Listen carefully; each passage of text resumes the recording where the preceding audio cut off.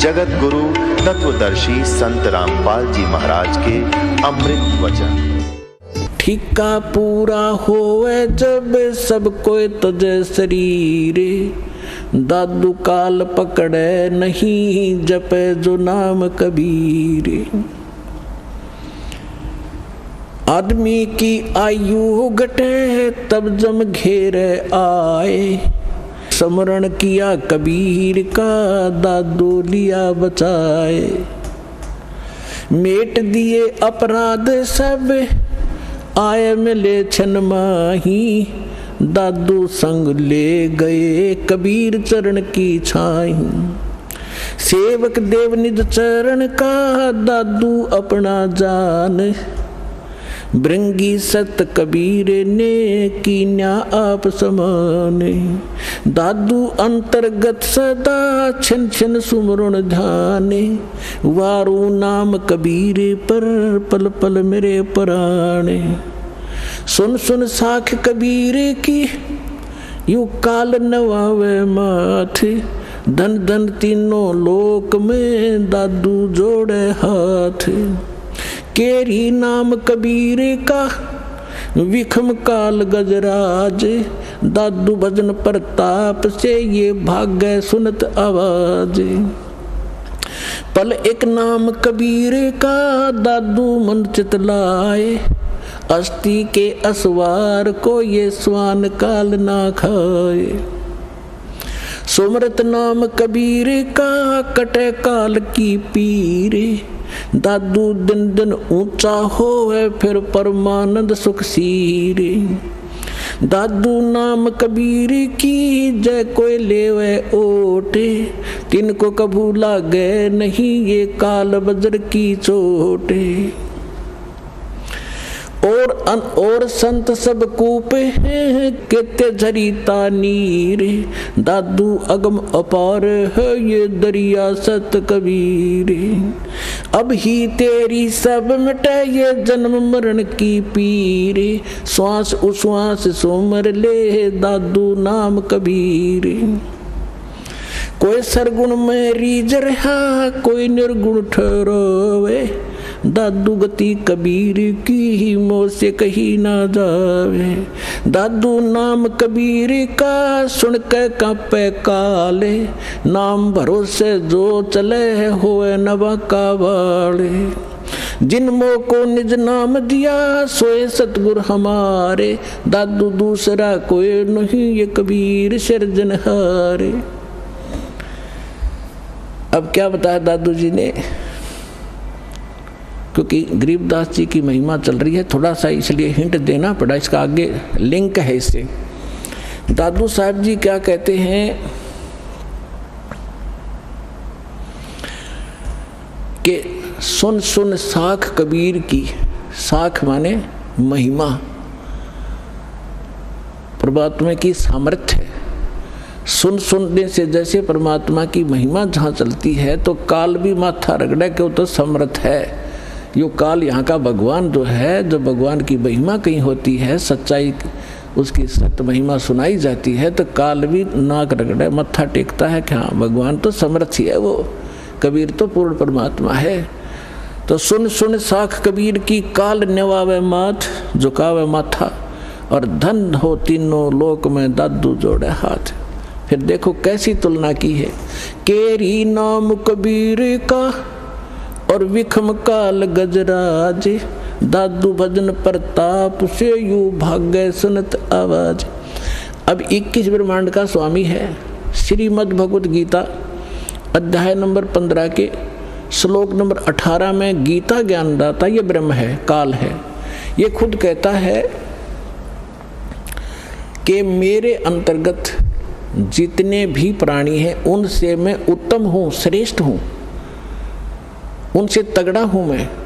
इसलिए मैं लोक वेद के आधार से पुरुषोत्तम प्रसिद्ध हो रहा हूँ मैं, क्योंकि जितने भी इसके अंतर्गत प्राणी हैं काल के, ये इन तगड़ा है।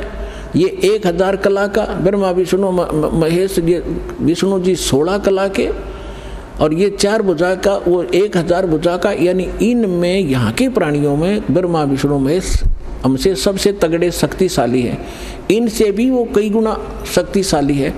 तो ये कोई छोटी शक्ति नहीं है, कहने का भाव ये है। तो यहाँ दादू जी कहना चाहते हैं कि केरी नाम कबीर का, केरी मन बब्बर शेर, और बब्बर शेर कहीं धाड़ मारता हो और हाथी आसपास घूम रहा हो, हाथी इतना भयभीत हो जाता है, लीद कर देता, वो टट्टी कर देता, एकदम इतना डर जाता है, भाजगन की सोचा कि इधर से जान बचे मेरी।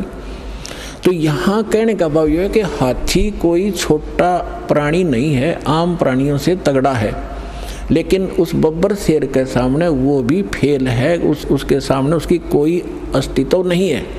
तो यहाँ क्या बताना चाहते दादू साहब जी, ये बताना चाहते हैं कि केरी नाम कबीर है, परमात्मा का जो सत मंत्र है। और कबीर साहब को ऐसा समझो जैसे बब्बर शेर हो, और ये काल भी छोटा नहीं है, विषम काल गजराज, गजराज माने हाथियों का राजा, हाथियों में भी तगड़ा हाथी समझ लो। लेकिन दादू भजन प्रताप से ये भाग्य सुनत आवाज, नाम का सिमरन सतनाम जो आपको दिया जाएगा ये राम का नाम है। राम राम कोई मंत्र नहीं है, राम का नाम यानी जिससे वो राम प्राप्त हो वो नाम, वो 2 अक्षर का है सतनाम, जिसमें को मंत्र है, एक आपको गुप्त है वो तत्शब्द वो दिया जाता है। आगे क्या बताते हैं, पल एक नाम कबीर का, जो परमेश्वर कबीर जी ने जो सत साधना बताई है, वो एक पल भी अगर जिसने सत साधना से भक्ति कर रखी हो, पल एक नाम कबीर का दादू मन चितलावे, अस्थि के असवार को स्वान काल नहीं खावे। अब देखो इन महापुरुषों की वाणी को समझना किसी बालक के बस की बात नहीं है। ये महापुरुष पाके पढ़े, दादू पंथी, कबीर पंथी, गरीबदास पंथी, किसी ने कख नहीं बताया इनकी वाणी का, ये समझ नहीं सके इनको। पहले तो तुलना की कि परमात्मा को तो केरी बब्बर शेर समझो, और हाथी भी कोई छोटा नहीं है, लेकिन उसके सामने हाथी की कोई अस्तित्व नहीं है बब्बर शेर के सामने। तो हमारे समर्थ भगवान इतने शक्तिशाली हैं इस काल की तुलना। अब आगे क्या बताते हैं कि आप जिन्होंने कबीर परमात्मा की शरण ले ली, आप बैठ गए हाथी पे, और काल को कह रहे हैं, काल को समझ लो डॉग कुत्ता। हाथी पर बैठे व्यक्ति को वो स्वान हानि नहीं कर सकता किसी भी कीमत पे। अगर हाथी पर बैठे रहे, रात पर नीचे गिर गए, फिर तो पिंडी पाड़ेगा वो। अगर परमात्मा की शरण छोड़ दी तो काल तो खाएगा ही खाएगा, वो तो उसका तैयार बैठा हो। तो जैसे हाथी के ऊपर इंसान बैठा हो और कुत्ते भौंकते रहते हैं, क्योंकि ये बताना चाहते हैं दादू साहब जी कि आप भगवान की शरण में आने के बाद इस काल की रीत से, पहुंच से इतने बाहर हो जाते हो जैसे काल ने समझ लिया फिर कुत्ता, आप बैठ गए हाथी पे, ये तुम्हें किसी भी प्रकार से हानि नहीं कर सकता, निकट भी नहीं आ सकता, आप इतने सुरक्षित हो गए इस कबीर भगवान की शरण। तो यहाँ क्या बताते हैं, पल एक नाम कबीर का दादू मन चितलावे, अस्थि के असवार को स्वान काल नहीं खावे। स्वान माने कुत्ता, अस्थि माने हाथी पर बैठे व्यक्ति को जैसे कुत्ता हानि नहीं कर सकता, कबीर परमेश्वर की शरण में आने के बाद आपको ये काल कोई दुख नहीं दे सकता।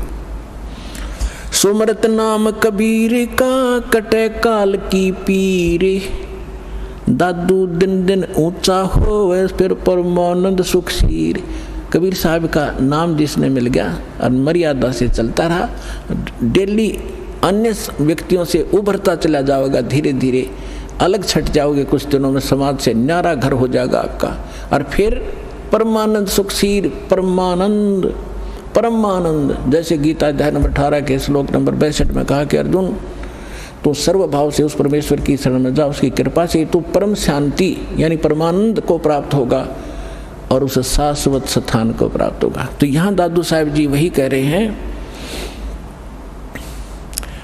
कि सुमरत नाम कबीर का कटे काल की पीर, दादू दिन दिन ऊंचा हुआ फिर परमानंद सुखशीर। दादू नाम कबीर की जय कोई लेवे ओटे, तिनको कभू लागे नहीं ये काल कर्म की चोटे। काल के वज्र, जैसे किसी का बेटा मार दिया, किसी का बेटी विधवा कर दी, किसी की टांग काट दी, किसी को कैंसर कर दिया, कहते ये काल के वज्र हैं, ये काल के छुरे हैं, हथियार हैं आपको सताने के लिए। कहते फिर काल के वज्र की चोट आप पर असर नहीं करेगी, आप इतने सुरक्षित हो जाओगे। और संत सब कूप केते दरिता नीरे, दादू अगम अपार है वो दरिया सत्य कबीर। महापुरुषों की वाणी देखो पुण्यात्माओं, गदगद आत्मा हो जाती है। अब उनको ये नकली ये आचार्य शंकराचार्य ये मंडलेश्वर महर्षि न्यू क्या करते होता, अनपढ़ थे, अशिक्षित थे, मूर्खा की भाषा है उनकी ग्रंथों में। इसमें कैसी गजब की तुलना की है कि और संत सब कूप हैं। जैसे दास ने परमात्मा की परिभाषा बताई, तहसीलदार भी साहब है, उसकी जितनी शक्ति है उतना ही मालिक है। डिप्टी कमिश्नर भी साहब है, मंत्री, प्रधानमंत्री, मुख्यमंत्री, ये सारे साहब। तो यहाँ यही तुलना की है कि और संत, जैसे आप सुनते हो कि उस गांव में एक बाबा था, उसने ऐसा कर दिया, एक ने ऐसा कर दिया, छोटे मोटे। कहते ये भी अपनी शक्ति रखते हैं लेकिन वो कंप्लीट नहीं है, उससे सर्व लाभ नहीं हो सकते। आपका तहसीलदार से मित्रता है तो एक रजिस्ट्री करा सकते हो, साल 6 महीने 2 वर्ष 10 वर्ष 50 वर्ष में एक का काम करा पाओगे उससे। बाकी और समर्थ की शरण हो जा तो कितना सारे काम होते चले जाएंगे आपके। इस प्रकार क्या बताते हैं, और संत सब कूप हैं। और संत भी तुम बताते हो कि उसने, जैसे कोई विष्णु का पुजारी है और उसने विष्णु की भक्ति करके कुछ शक्ति संग्रह कर लिया तो उसमें से बांट सकता है, वो थोड़ा बहुत राह देतेगा, लेकिन दोनों नरक में लास्ट में, चेला भी गुरु भी। तो यहाँ कहते हैं और संत सब कूप हैं। और महात्माओं को समझो, वो तो एक कुआं है, कुआं केवल पीने का काम ही कर सकता है, सिंचाई में नहीं कामयाब हो सकता। क्या हो गया कि तो थोड़ा बहुत भी कभी सारा दिन में सींच दिया तो सफिशिएंट नहीं है। और के तेज रीता नीर, यानी कोई झरने से बह रहा थोड़ा मोटा नाला है, वो भी कंप्लीट राहत नहीं दे सकता उस क्षेत्र को। अब यहाँ बताना चाहते हैं दादू साहब जी कि दादू अगम अपार है वो दरिया सत कबीर। दरिया है नदी जिसके अंदर पानी का कोई था ही नहीं, उसमें कुएं भी बना लो, नाले भी निकाल लो, नहर भी निकाल लो, नहा भी लो, धो भी लो, सिंचाई भी कर लो, फिर भी फालतू पानी रहे। तो ऐसे समर्थता बताई है कबीर भगवान की, परमेश्वर की, आदरणीय दादू साहिब जी ने। और संत सब कूप हैं केते झरीता नीर, दादू अगम अपार है वो दरिया सत्य कबीर। फिर क्या बताते हैं, अब ही तेरी सब मिटाइए जन्म मरण की पीर, श्वास उश्वास सुमर ले दादू नाम कबीर। ये कबीर नहीं सुमरना, वो सतनाम है जो आपको दिया जाता है, फिर सार नाम दिया जाएगा। इसका श्वास उस जो कबीर जी का जो मंत्र है वो सिमरण करना है। श्वास उश्वास से सुमर ले दादू नाम कबीर। दादू नाम कबीर का सुन के कापे काले, नाम भरोसे नर चले हुए नवा का बाड़। कबीर साहब का जो मंत्र है इसका सिमरण करते रहना, यो काल आपका कुछ नहीं बिगाड़ पाएगा। जिन मोह को निज नाम दिया सोए सतगुरु हमारे, दादू दूसरा कोई नहीं ये कबीर सिरजनहारे। तो अब जो दास साहब को गरीबदास साहिब जी की कथा सुनाना चाहता था, अब जैसे गरीबदास जी की कथा सुना रहा है, इसको आगे बढ़ाते हैं। अब इसको जैसे नानक साहिब जी को परमात्मा मिले थे जिंदा महात्मा के रूप में, सचखंड से आए थे। नानक साहिब जी सुल्तानपुर नाम का एक नगर है, शहर है, उसमें एक राजा था, नवाब था, उसके यहाँ नौकरी करते थे खजाने में। और वो प्रतिदिन नदी में स्नान करने जाया करते थे। एक साथ में नदी बहती थी, बेई नदी बोलते, बेई, उसमें स्नान करने जाया करते थे। वहाँ परमात्मा आए थे, जिंदा महात्मा के रूप में। उनको बहुत सी ज्ञान चर्चा गोष्ठी हुई।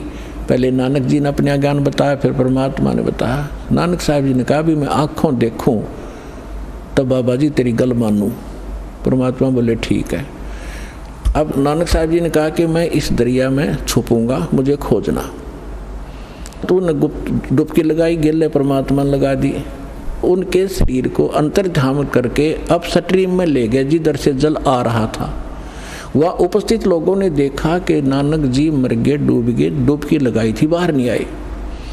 और वो शरीर रख दिया अप स्ट्रीम में जिधर से जल आ रहा था। उधर कोई भी ध्यान नहीं जा, किसी का 2-3 किलोमीटर जाकर शरीर सुरक्षित रखा एक स्थान पर। आत्मा को सचखंड ले गए। फिर सारा कुछ बताया कि मैं काशी में रहता हूँ बच्चा, वहाँ आ जाना, सतनाम दूंगा तेरे को। तो नानक जी तीसरे दिन वापस आए थे, दरिया के किनारे घूमते नजर आए। फिर पहली उदासी उन्होंने बनारस की थी कि खोजूं तो जाकर देखूं वहाँ भगवान अर्धानक रूप में कैसे हो सकता है, कुछ जच्चे कुछ ना जच्चे। जब सामने जाकर देखा वो है जो सकल जिंदा महात्मा वाली ये बैठा भगवान दानक रूप में, जलाए रूप में। भाई सूरत लोग की वेश ए ठगवाड़ा ठगी देश खरा सियाणा बहुता बार, ये धानक रूप रहा करता। अब हम गरीबदास जी की कथा सुनाते हैं। तो क्या हुआ, 3 वर्ष के बाद बच्चे को कोई कहे इसका सब झाड़े फूक लो आए, पता नहीं कहाँ कहाँ ले गए, वैद्यों को दिखाया, सब ने कोई भूत प्रेत का साया बताया, सब फेल हो लिया। आखिर में थक लिए, 3 साल में कुछ असर नहीं हुआ। एक दिन कोई दादू पंथी, एक गोपाल दास नाम का लाला जी था, और वो घर त्याग कर सन्यासी हो गया था, बाल बच्चों को अपना जिम्मेदारी सौंप के, और लाल कपड़े पहने हुए थे। दादू पंथ से दीक्षित था। वो किसी भगत के यहाँ आया करता था, उसका चेला था छुडानी में। जब वो आया 2-3 वर्ष के बाद, ऐसे कई वर्ष में चक्कर लगाता था, तो उस भगत ने, उस गांव वाले ने कहा कि महाराज जी हमारे एक लड़की का लड़का ऐसे ऐसे एक संत ने कुंवारी गाय का दूध पियाया था, वो जंतर मंतर का, और उसके जंतर मंतर कर दिया तो मृत्यु को प्राप्त हो गया था। सुन ली भगवान ने, उसके सांस शेष थे, बच गया। अब वो पागल हो गया। और कहा जाता है कि संत की विद्या को संत ही काट सकता है। अगर आप कुछ दया करो तो बच्चे को बुलाऊं। दादू पंथी गोपाल दास जी ने कहा कि बुला, ये झाड़ फूक करना थोड़ी बहुत ये सीख लेते हैं रोटी खाने के लिए, जितने भी ये संत बने, तो बुला, मैं अभी कर दूंगा ठीक। अब उसने जाकर के उस चौधरी साहब को कहा, उनके नाना जी को, शिवलाल नाम था उसका, शिवलाल, कि शिवलाल जी हमारे पास एक महात्मा आते बड़े पहुँचे हुए हैं, और वो कहते हैं बच्चे को दिखा दो, मैं ठीक कर दूंगा। 5-7 और बूढ़े बुजुर्ग उसके साथ। गरीबदास 13 वर्ष के बालक को लाकर खड़ा कर दिया। जब दादू पंथी उस गोपाल दास ने पूछा, बेटा कौन था वो, तेरा जीवन नाश कर दिया, तेरे को बर्बाद कर दिया? तो गरीबदास जी कहने लगे, उसने बर्बाद नहीं, मुझे आबाद कर दिया। अलल पंख अनुराग है सुन मंडल थीरे, दास गरीब उधार दिया मोय सतगुरु मिले कबीर। हम सुल्तानी नानक तारे, दादू को उपदेश दिया, जात जुलाहा भेद न पाया, वो काशी माहे कबीर हुआ। जब ये वाणी दादू उस परमेश्वर के प्यारी आत्मा गरीबदास जी ने बोली, वो 62 साल का महात्मा था, 62-65 साल का दादू पंथी गोपाल दास। उसका शरीर, आंख भर आई उसकी, और रोंग रोंग खड़े हो गए कि इतनी प्यारी भाषा बोल रहा है इसने, बौड़ा बताओ दुनिया, अरे तेरा गजब भैया। तब उस काफ़ी आध घंटे तक गरीबदास जी वो वाणी बोलते रहे, जो भगवान से परिचित होकर के उन्होंने गैबी खाल विशाल सतगुर अचल दगम्बर थीर हैं दास, ये सारा कुछ बोला। तब वो 62-65 साल का आदमी खड़ा हो गया, महात्मा जिसके वो लोग पूजा कर रहे थे, हाथ जोड़कर कहने लगे, महाराज जी अब वाणी लिखवा दो सारी की सारी, जीवों का उद्धार होगा कलयुग में। परमात्मा गरीबदास जी यही चाहते थे कि किसी तरह लखनियाँ मिल रहे बने, लेकिन यूँ कल भाग जाएगा 2 दिन, थोड़ी बहुत लिख के, मैंने तो बहुत कुछ लिखवाना है। उसको दर्द करने के लिए उठ चल पड़े गरीबदास जी, उससे बात नहीं की। फिर अब उन लोगों ने सोचा कि 65 साल का आदमी एक 13 साल के बालक का हाथ जोड़ बैठा, उन्होंने ये सोचा भाई इस मतलब बड़ी बला है, बाबा जी का भी चक्कर कटा दिया इसने, यानी कोई बड़ा भूत प्रेत है इस गरीबदास जी में। 65 साल का बाबा भी आजोड़े खड़ा इसका आगे, यू क्या कहे है इसको। अब वो तो अपने घर न चले गए, गरीबदास जी चल पड़े खेतों को, जंगल की साइड में, और वो दादू पंथी महात्मा भी साथ साथ जा। आगे तो अमर वाणी गजब की वाणी है, क्योंकि परिचित था संतों की वाणी से, दादू से भी परिचित था कि उनको कोई संत मिले थे जिंदा महात्मा के रूप में। दादू पंथी ये नहीं मानते कि कबीर काशी वाला मिले थे, और उसने खुल के लिख रखा अपने ग्रंथ में, तो सब की बुद्धि में पत्थर पड़े हुए।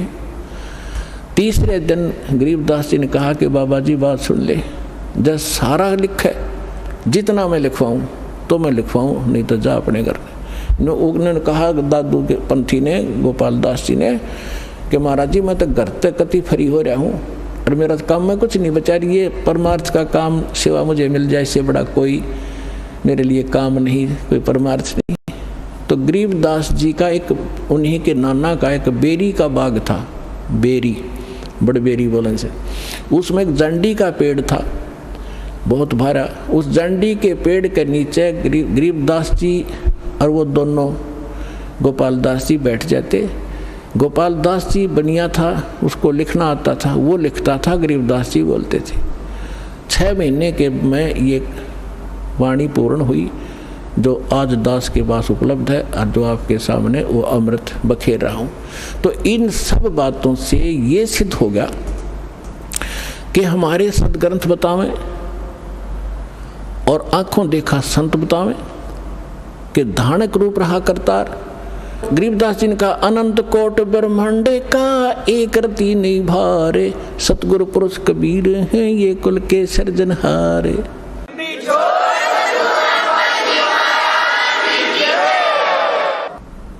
परम पिता परमात्मा पूर्ण ब्रह्म सारी सृष्टि के रचनहार कुल मालिक कबीर परमेश्वर जी की असीम रजा से आप सभी पुण्यात्माएं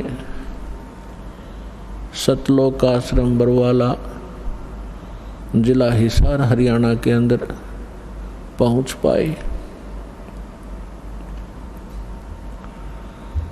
जिस आत्मा के ऊपर परमात्मा विशेष प्रसन्न होते हैं उन्हीं को ऐसे शुभ स्थान और शुभ समागम उपलब्ध हुआ करते हैं। सकल पदार्थ हैं जग माही और कर्महीन नर पावत नाहि।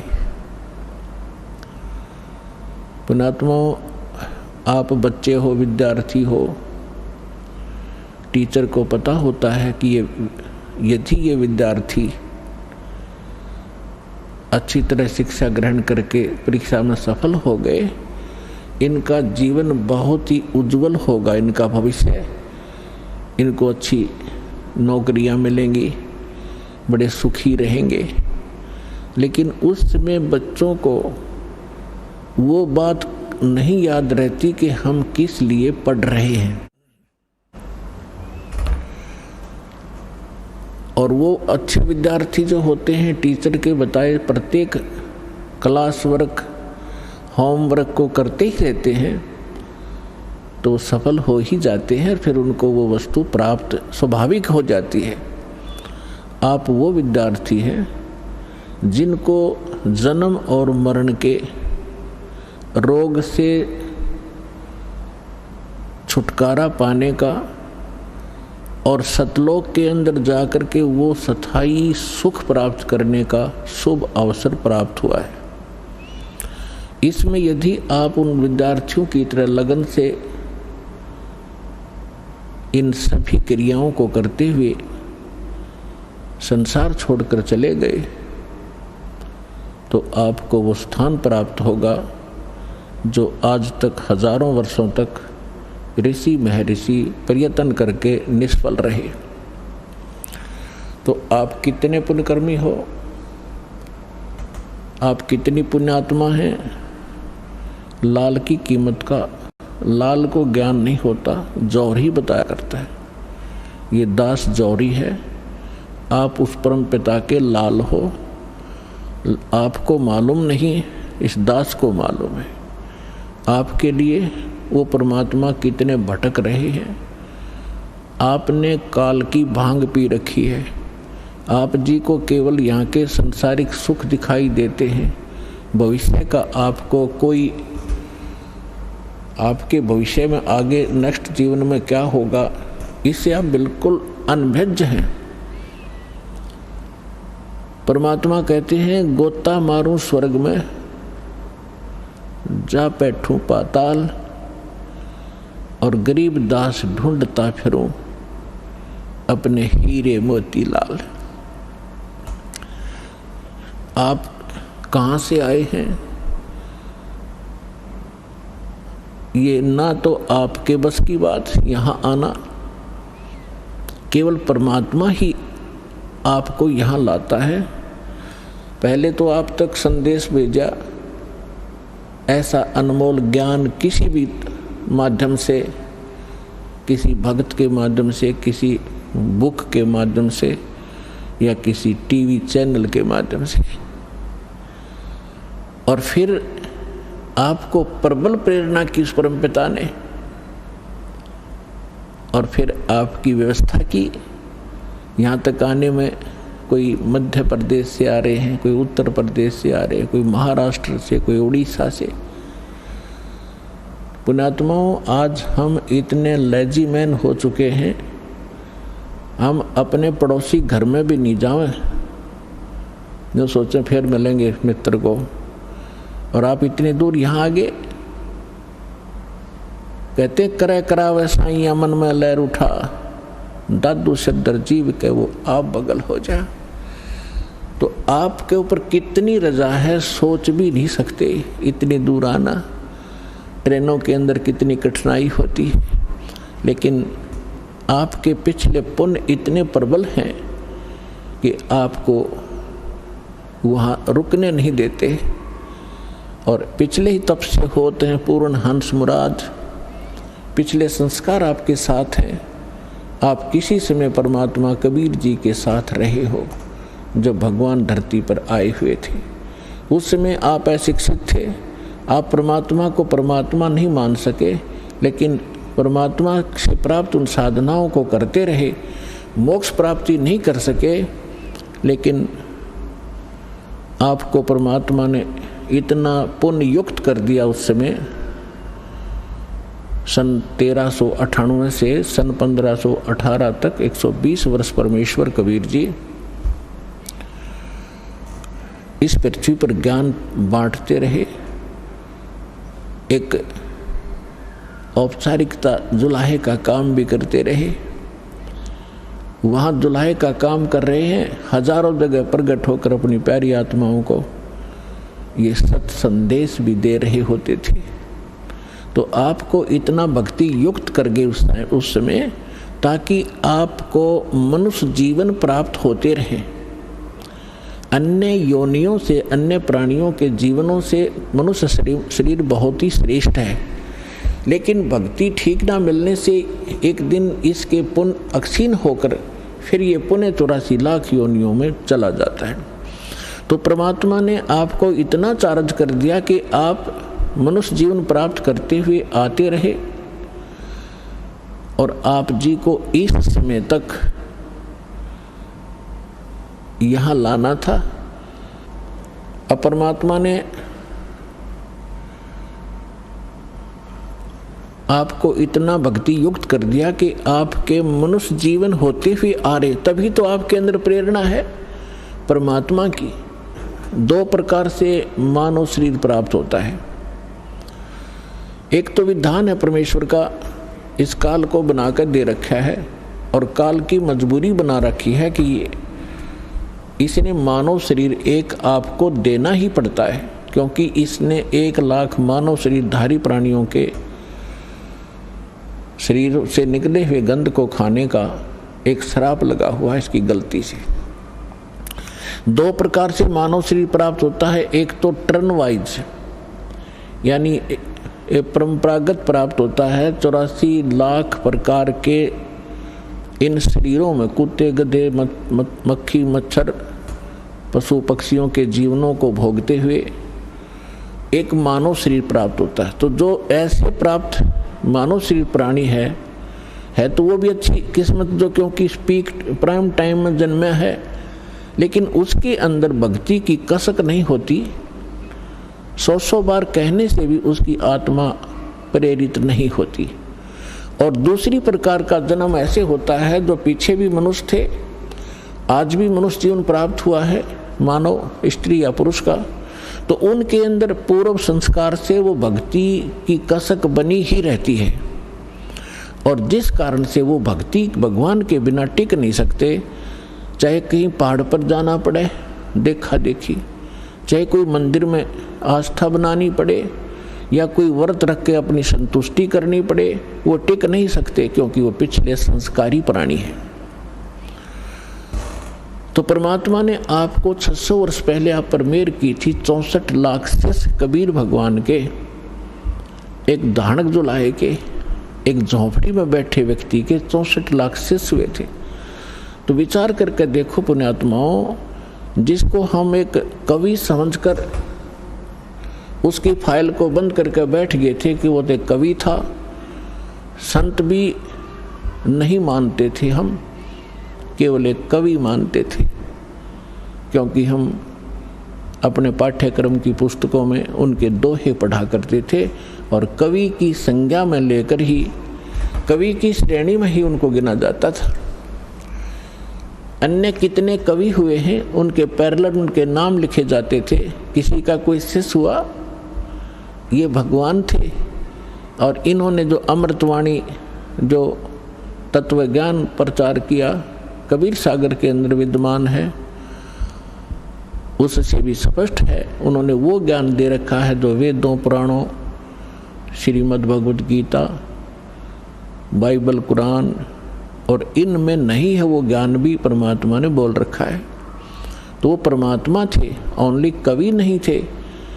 और उनके परमात्मा की महिमा में वेदों में लिखा है कि वो परमात्मा ऊपर रहता है सतलोक में, मनुष्य दृश्य है, राजा के समान एक तख्त पर सिंहासन पर विराजमान है, वहाँ से गति करके चल कर आते हैं, या अच्छी आत्माओं को मिलते हैं, अपने ज्ञान को लोकोक्तियों के माध्यम से, दोहावलियों के माध्यम से, पद्य भाग में ऊंचे स्वर में बोल बोल कर सुनाते हैं, जिस कारण से वे कवियों में से भी एक प्रसिद्ध कवि की पदवी भी प्राप्त करते हैं, लेकिन वो होते हैं भगवान।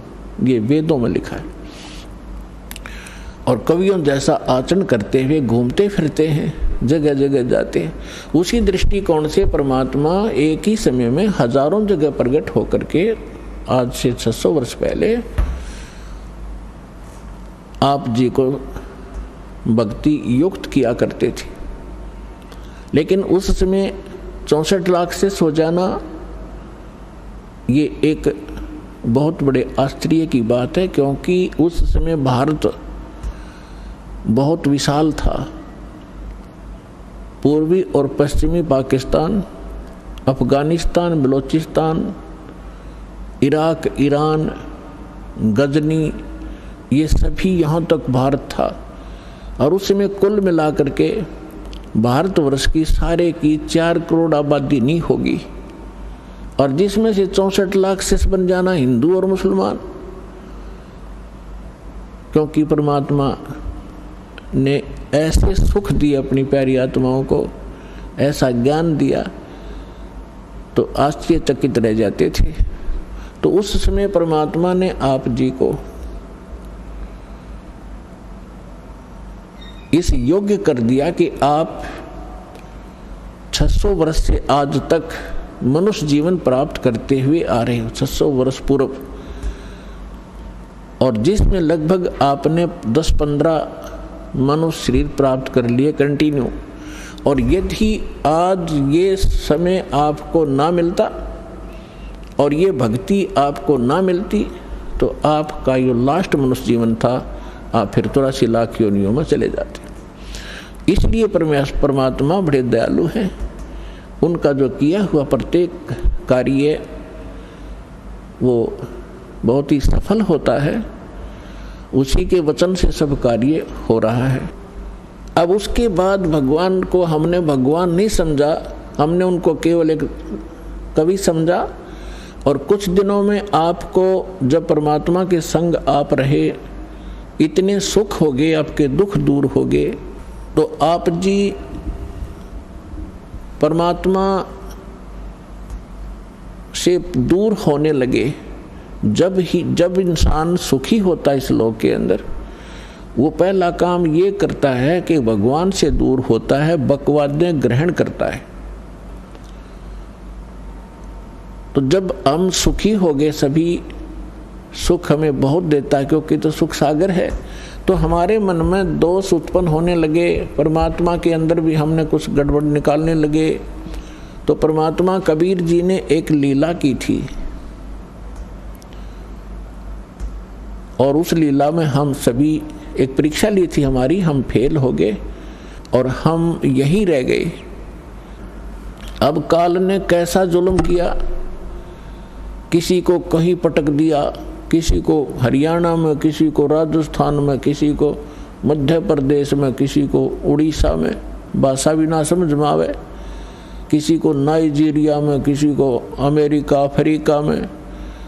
उन प्यारी आत्माओं को जो परमात्मा की भक्ति किया करते थे, उन्हीं में से ये सारे अफसर बने हुए हैं, राजा बने हुए हैं, एमएलए एमपी बने हुए हैं, क्योंकि पिछले पुण्य के बगैर ऐसे उच्च पोस्ट प्राप्त नहीं होती।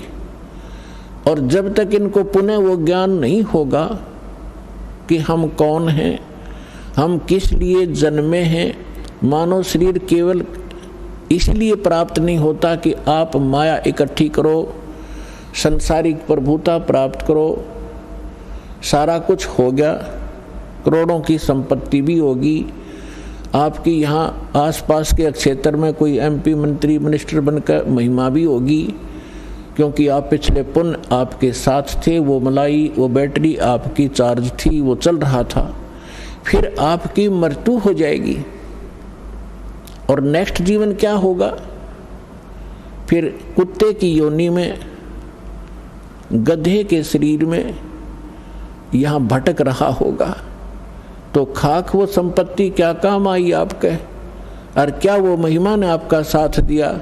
चाहे आपकी मृत्यु के उपरांत यहाँ पर कोई आपका बुत बनाकर, आपका तस्वीर बनाकर सालाना, चाहे आपके उस देश के लोग उस पर बेशक माला अर्पित करते रहें, आप गधा बनकर धक्के खा रहे होगे। तो जब हमें ये पता चलेगा, तब हम सभी, चाहे कोई किसी पोस्ट प्राप्त है, कितना धनी है, चाहे गरीब है, उसको फिर इस बात से चिंता बनेगी कि सचमुच ये तो हो ही रहा है। पता नहीं कितने आप देख रहे हो प्रधानमंत्री, राष्ट्रपति, 1 मिनट में मृत्यु हो जाती है, फिर क्या, कहाँ गई वो प्रभुता। आगे का इनको पता नहीं, आगे का उन परमात्मा ने बताया और परमात्मा से परिचित जिन महापुरुषों ने बताया, वो हमारे सदग्रंथों में विद्यमान है, जो अटल विधान है। उसको कोई ना मानेगा, उसके ना मानने से विधान समाप्त नहीं होगा, और जो स्वीकार करेगा वो आने वाले कष्टों से बच जाएगा। अब दास जो बताना चाह रहा है, अब कितने दयालु है परमेश्वर, आपके पास कहाँ कहाँ संदेश भेजा। परमेश्वर ने 600 वर्ष पहले कहा था, जब धर्मदास जी जो उन पुण्यात्माओं में से हैं जिनको भगवान मिले थे, सतलोक दिखाया था, जहाँ भगवान रहते हैं उसे परिचित कराया था। तो 600 वर्ष पहले परमात्मा ने धर्मदास जी के पूछने पर कहा था, प्रश्न के उत्तर में बताया था कि धर्मदास जी बहुत चिंतित हो गए थे इस बात से कि परमात्मा ने कहा था कि धर्मदास मेरी लाख दुहाई, ये मूल ज्ञान कहीं बाहर न जाए, और मूल ज्ञान बाहर जो पढ़ी, ये बिचली पीढ़ी हंस नी तरही, और मूल ज्ञान तब तक छुपाई जब तक ये द्वादश पंथ ना मिट जाए। फिर धर्मदास जी से कहा था कि धर्मदास मेरी लाख दुहाई, ये सार नाम कहीं बाहर ना जाए। सार नाम बाहर जो पढ़ी, ये मेरी बिचली पीढ़ी हंसनी तरही। अपने आत्माओं, जब आप परमात्मा के साथ थे वो 64 लाख तो पहले आएंगे, उसके बाद फिर जो अन्य पुण्यात्माएं आपके घरों में जो आएंगी, आपके संतान रूप में, आपके कोई नाती रूप में, पोता या पोती रूप में, वो तो अलग से आएंगी। बहुत अच्छी आत्माएं आपके घर जन्म लेंगी जो परमात्मा के स्टॉक में पहले से रखी हुई है। उस परमात्मा कबीर जी का इस काल के प्रत्येक लोक में, 21 ब्रह्मांड में एक गुप्त स्थान है जहाँ पर उन पुण्यात्माओं को परमात्मा ने रखा हुआ है जिनको पिछले कलयुग में सार नाम प्राप्त हो गया था, वो पार हुए नहीं और फिर वो काल के हत्थे चढ़ गए थे। क्योंकि इस ज्ञान से आपकी आत्मा में ऐसा दृढ़ निश्चय अवश्य हो जाएगा कि ये सुख जो है, चाहे राष्ट्रपति बन जा, चाहे प्रधानमंत्री बन जावा, और भले ही हम कोई देव पद प्राप्त कर लें, आपकी आत्मा धिक्कारेगी उसको। तो कबीर साहब के साथ ना जाने करके कुछ अच्छी आत्माएं जिनको सार नाम प्राप्त हुआ था किसी कलयुग में, तो वो पार ना हुई, दूसरे संस्कारवश किसी लोक में चले गए। तो उसके लिए परमात्मा कहते हैं शिव मंडल ब्रह्मापुरी, शिव मंडल ब्रह्मापुरी चाहे विष्णु लोक में हो, हमरे गुण भूले नहीं तो आन छुटाऊं। तो जैसे कोई भक्त इस ज्ञान से परिचित और किसी कारण से नाम खंडित हो जाने से उसकी मृत्यु हो जाती है, तो वो कहाँ जाता है? आपको प्रथम मंत्र में श्री ब्रह्मा जी, श्री विष्णु जी, श्री शिव जी, श्री गणेश जी और श्री दुर्गा जी आदि इन देवों के वो मूल मंत्र दिए जाते हैं जिनसे आपको बहुत लाभ मिलना है। तो उस कारण से आप पार ना हो गए तो इनके लोकों में जाओगे वो सुख भोगने के लिए जो आपको इस प्रथम मंत्र के बेनिफिट प्राप्त हुआ है। ये लाभ आप वहाँ अक्षीण करने चले जाओगे। वहाँ जाकर आपको याद आएगा कि ये तो गुरुजी बताया करते थे कि हमने यहाँ का देव पद भी नहीं लेना, राज्य पद प्राप्त नहीं करना, यहाँ हमारे पुण्य नाश होते हैं। तो वहाँ जाकर फिर वो रोते हैं। और ये जो प्राइम टाइम होता है इसका सीमा है। जैसे अब जो पिछली पीढ़ी चली है इसका समय निर्धारित है, उसके बाद ये भक्ति नहीं रहेगी। इस बीच जो निकल गया सो निकल गया।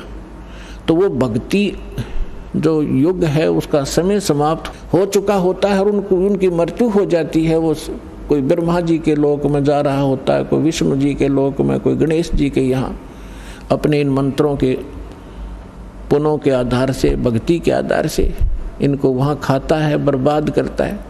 तो वहाँ वो रोते हैं। तब परमात्मा जाते हैं, उनको वहाँ से छुड़वा कर लाते हैं। उनको उस समय मनुष्य दोबारा जन्म नहीं देते, उनको अपने पास स्टॉक में रखते हैं। उनके ऊपर इतना रहम हो जाता है कि अब उनका जन्म आपके घरों में होगा, आपके बेटा बेटी, आपके पोता पोती के रूप में सबके घर वो पुण्यात्माएं आएंगी। उनके संस्कार इतने गजब के होंगे, इतने अच्छे होंगे कि उनको किसी प्रकार का कोई कष्ट नहीं होगा उनके जीवन में। और उनको जन्म से ही मंत्र मिलेंगे, 3 वर्ष के होते ही भक्ति करेंगे और 8 वर्ष का होते उसको सतनाम मिलेगा। और फिर 12 वर्ष के बाद, 13 वर्ष के बाद अंतर ही उसको सारनाम प्राप्त होगा। अब के वो मोक्ष प्राप्त कर जाएंगे। आप भी करोगे क्योंकि ये भक्ति युग प्रारंभ हुआ है। और या तो इसी जन्म में पार हो जाओगे, देखो कोशिश करना कि इसी जन्म में पार हो, फिर तो फिर ही होता है।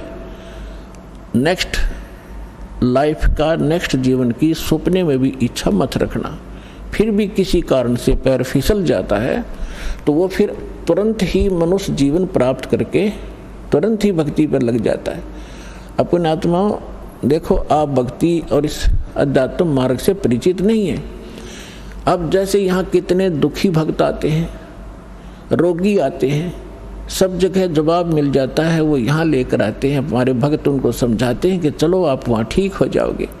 तो वो केवल ठीक होने के उद्देश्य से जो आते हैं और वो ये सोचते रहते हैं कि हम ठीक हो जाएं, बस इतना ही हमें चाहिए, तो उनको परमात्मा राहत शीघ्र नहीं देगा।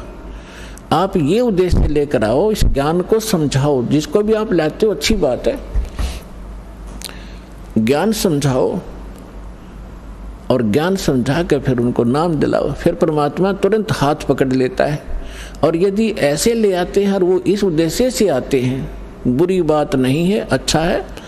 यदि वो व्यक्ति नाम, क्योंकि नाम तो हम देंगे ही देंगे, समाधान तो बाद होगा, तो पहले मंत्र दे देंगे।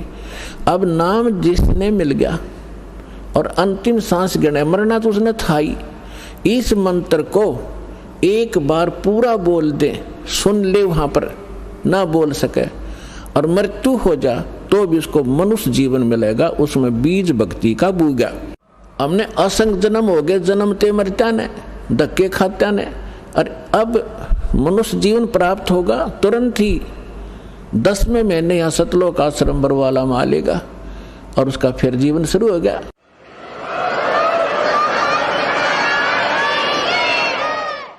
ये शरीर तो ऐसा है, आप सदग्रंथों से अपरिचित हैं, अध्यात्म मार्ग से अपरिचित हैं। जैसे एक व्यक्ति का कपड़ा किसी दुर्घटना से खराब हो गया, पाट गया या वैसे कंडम हो गया, उसने आप उतार के फेंक देता, नया पैर ले, नया तो और अच्छा ही होता है। तो ऐसे ये पुराना चोला किसी कारण से डिफेक्टिव हो गया, अगर आप भक्ति ढंग से करोगे तो इसको ठीक कर देगा परमात्मा, क्योंकि यह माटी उसी ने चला रखी है, उसी ने मिट्टी से इसको कितनी अच्छा बना रखा है, उसके हाथ में है। या लाखों लोग ठीक हो गए, कैंसर कतीनों टपकते आवे थे खून उनके, और 10वें दिन उनके घाव भर गए, जिसने सच्ची दल से परमात्मा को चाहा और भक्ति करी। तो दास का कोई उद्देश्य आपको बहकाना नहीं, लेकिन सच्चा ज्ञान बताना। और आप देख रहे हो यहाँ पर जो भी पैसा आता है आपका दान किया हुआ, सारा परमात्मा के भक्तों के लिए खुला भंडारा खोल रखा है, सारी व्यवस्था कर रखी है। केवल परमार्थ के लिए परमात्मा ने दास को भेजा है। आप भगवान के बच्चे हो, दास भगवान का नौकर है, और नौकर को हमें हमेशा डर बना रहता है कि भगवान के बच्चों को, मालिक के बच्चों को ऐसी धाना हो जा जिससे मालिक रुष्ट हो जाए, उसकी नौकरी को खतरा ना हो जाए। तो दास इस उद्देश्य से आपकी सेवा कर रहा है। आप सच्चे दिल से जब भक्ति करोगे आपका मोक्ष होगा। और जो प्रसंग चल रहा था कि 64 लाख तो वो आएंगे, उन 64 लाख के घर वो भक्त आएंगे जो परमात्मा के रिजर्व बैंक में रखे हैं आत्माएं। और उसके बाद जो अन्य भी जन्म ले रहे हैं, अरबों प्राणी हैं मनुष्य जीवन में, तो उनके लिए कैसा होगा कि जैसे एक बार आपको कथा सुना रखी है कई बार दास ने, ये कागभूषण जी एक बहुत बड़े महापुरुष माने जाते हैं, अपने पुराणों में कथा आती है। तो उसने गरुड़ जी ने उनसे पूछा कि हे कागभूषण, आपको ये भक्ति कैसे प्राप्त हुई, आपकी कितनी आत्मा शांत है, आपकी कितनी दीर्घायु है, आपको ये उपलब्धि कैसे प्राप्त हुई। तो कागभूषण ने बताई अपनी, यहाँ संक्षिप्त में बताऊंगा। कागभूषण जी ने गरुड़ जी से कहा कि गरुड़ जी, एक बार मुझे मानुष जीवन प्राप्त था। आइए अब हम उन श्रद्धालुओं के अनुभव जानते हैं जो जगत गुरु तत्वदर्शी संत रामपाल जी महाराज जी से दीक्षा प्राप्त कर चुके हैं तथा उनके द्वारा बताए गए भक्ति मार्ग पर चल रहे हैं। नमस्कार जी। नमस्कार जी। क्या नाम है बहन जी आपका? माया देवी जी। बहन जी, आप कहाँ के रहने वाले हैं? जी हम गांव टेड़क, जिला मुआड़ी, तहसील डेराबस्सी।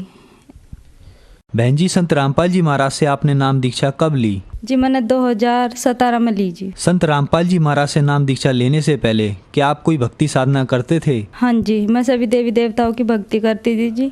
हफ्ते में जी मैं वीरवार, जुमा, सोमवार जी सारे ही व्रत रखती थी जी।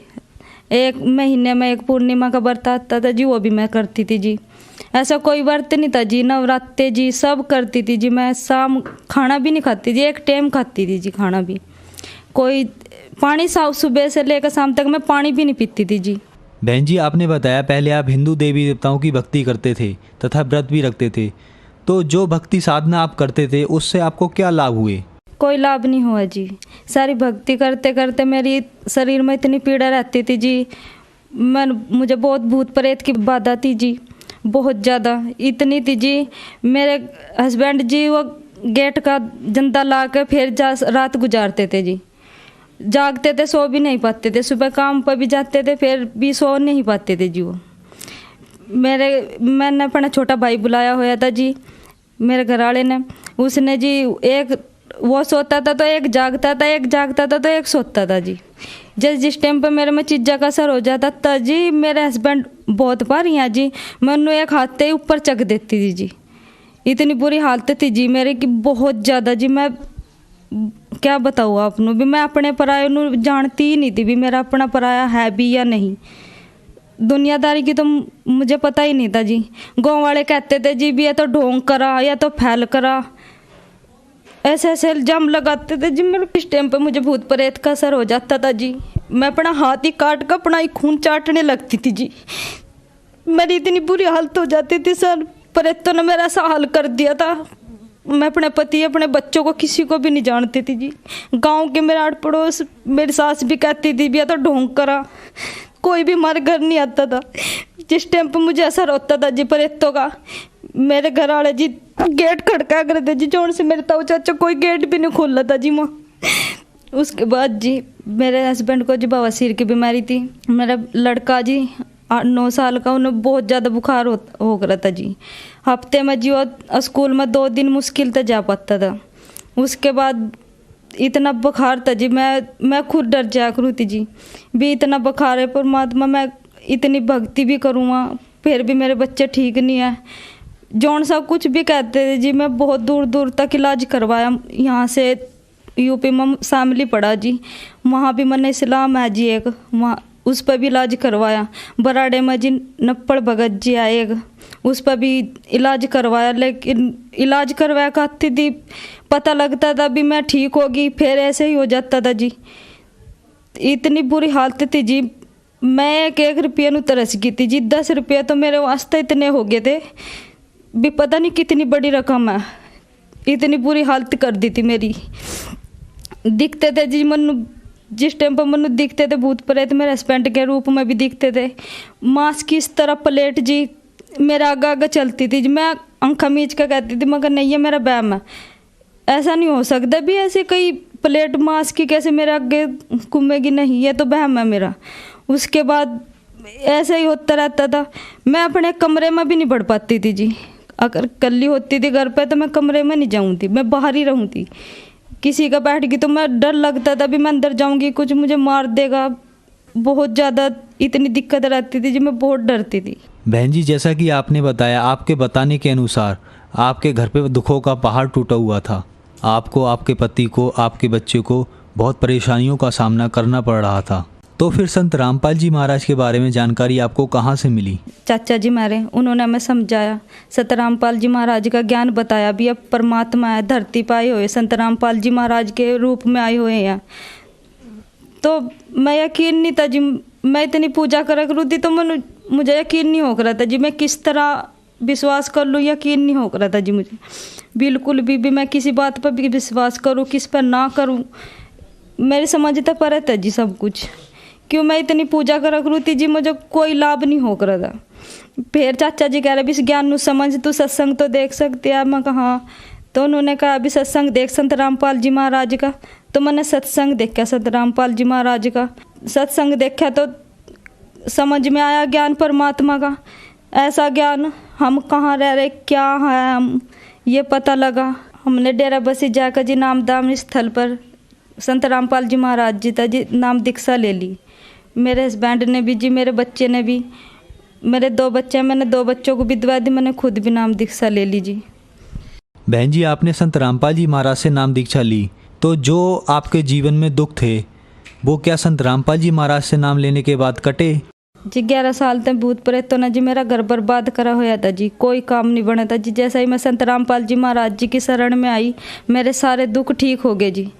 कोई भूत प्रेत की बाधा नहीं रही जी, सब ठीक हो गया जी, काम भी ठीक हो गया, ऐसी कोई दिक्कत नहीं रही जी। मेरे घर वाले ने जी बवासीर की बीमारी थी, वो भी ठीक होगी।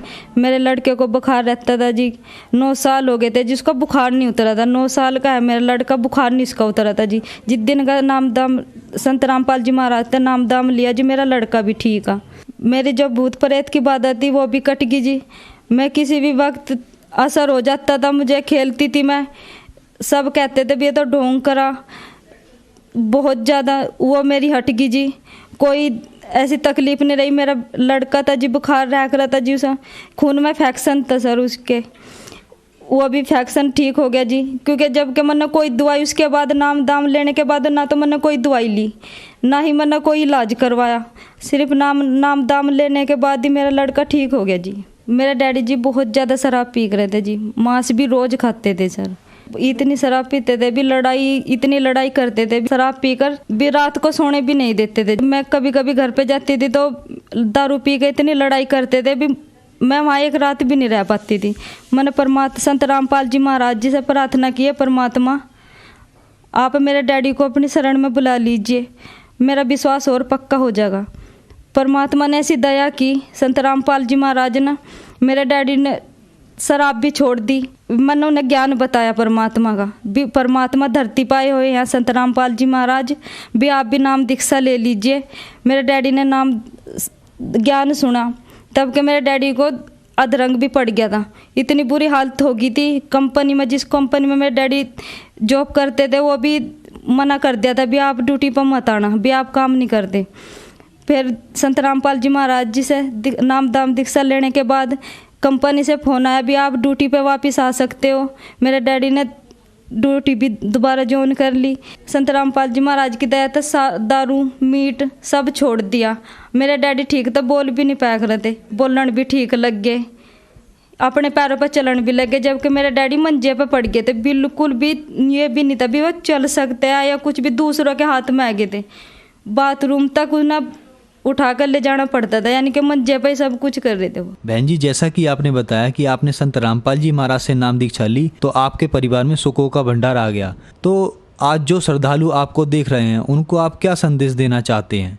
संदेश तो परमात्मा ही देंगे। मैं तो अरदास कर सकती हूँ, मैं अपने घर को भी, जो उनसे मेरे भाई हैं, अपने ताई जी को भी, सबको मैं अरदास ही कर सकूँ भी आप भी परमात्मा की शरण में आइए। सच्चा ज्ञान है, सतगुरु संत रामपाल जी महाराज ये पूर्ण परमात्मा है, इनके अलावा कोई भी इस सृष्टि को कोई नहीं तार सकता। यही है जो ऐसा ज्ञान दे रहे जिससे मुक्ति हो रही है। संत रामपाल जी महाराज से नाम दीक्षा कैसे ले सकते हैं?